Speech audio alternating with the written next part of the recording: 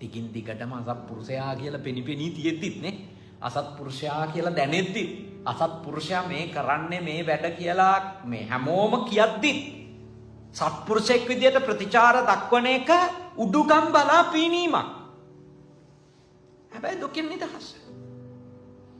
මේ ලෝකේ ප්‍රශ්න තියෙයි. හැබැයි සසරේ ගොඩක් ප්‍රශ්න විසඳෙනවා.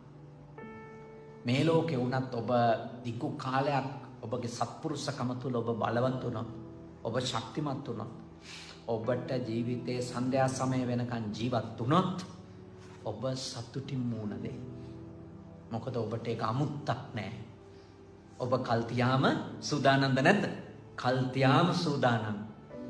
ඔබට බලය තියෙද්දිත් ඔබ අසත්පුරුෂයින්ගේ අසත්පුරුෂ ගතිවලට ඔබ උත්තර දීලා තියෙන්නේ සත්පුරුෂෙක් විදියට.